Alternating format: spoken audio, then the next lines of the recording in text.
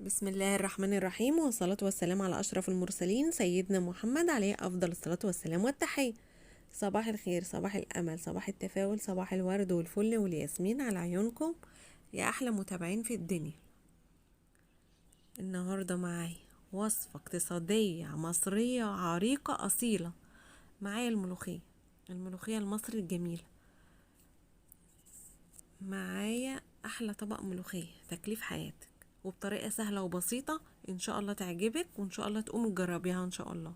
لو عندك شوية شوربة فايضين عندك في التلاجة طلعيهم واعملي كيس ملوخية، وهو يوم وعد. أكلة اقتصادية جميلة وبتأكل.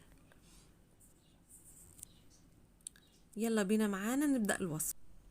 معايا هنا كيس ملوخية، معايا هنا بهاراتي، معايا هنا كزبرة وتوم، معايا بقى شوية شوربة لون الدهب بصراحة، يعني هيطلعوا حبة ملوخية زي العسل. شفتوا لون الشوربة ولا طعمها بقى تطعم اي اكل ان شاء الله. ومعايا بقى برنجانة كده محترمة، هقطعها برضو شرايح كده صغيرة، قسمتها من النص وقطعها شرايح كده صغيرة، احمرها برضو تبقى طبق برضو جنب الملوخية. حاجة جميلة وحاجة عظمة يعني. انا بقطعها كده على القطاعة، وبقوم جايبة شوية ملح ورشهم عليها علشان يعني ايه تنزل ميتها وما تشربش زيت كتير. يعني وانا واقفة كده بعمل الملوخية كنت انا بقى ايه معلقة على الشوربة تسخن بقى شوية، وبقطع البرنجانة على بال ما الشوربة ان شاء الله تسخن. يعني كله مع بعضه كده ما تاخدش يعني ربع ساعة تلت ساعة تكوني مخلصة الوجبة دي وقاعدة مستريحة كده. رشيت عليها ملح عشان تنزل ميتها وعلشان ما تشربش زيت كتير. كده انا غليت الشوربة.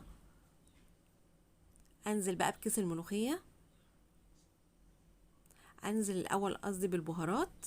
طبعا عندي توم وشوية كزبرة وشوية فلفل اسمر وشوية ملح وشوية شطة وشوية كمون وشوية سكر صغيرين، معلقة سكر صغيرة. السكر بتسكر لي الملوخية، بتخليها زي العسل. طبعا الحاجات ديت البهارات ديت اساسية في الشوربة. وبعد كده بنزل بالملوخية،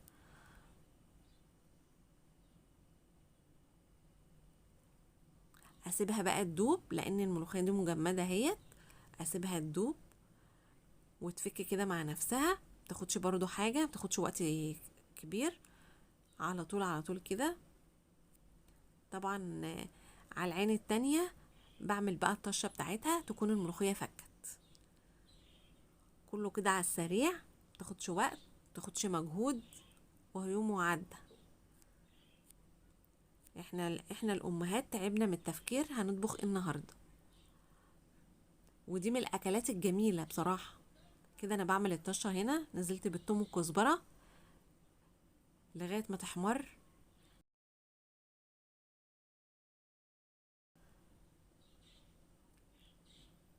وبقوم نازله عليها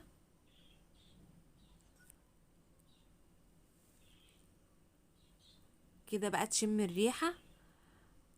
يعني ما اقولكوش على ريحه الطشه ديت.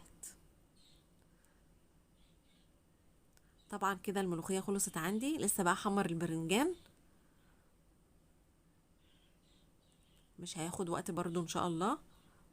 اكون انا بقى بجهز الدقه. طبعا كلنا عارفين الدقه بتتعمل ازاي: توم وفلفل وشطه وكمون وملح، واحط شويه خل وتوم، شويه خل وليمونه.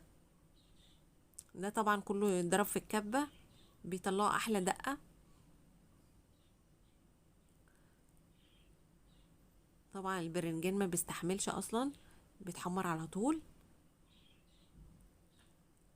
بصراحه من الحاجات الجميله اللي بتبقى جنب الاكل البرنجان، اللي ما تحدقيه كده بيبقى احسن ما تشتري الحاجه دي من بره. اصلا احسن ما تاكلها من بره.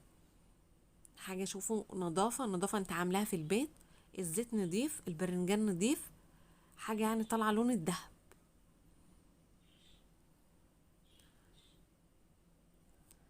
كده انا خلصت البرنجان، وكده بقى بغرف الملوخية، وعملت احلى دقة للبرنجان.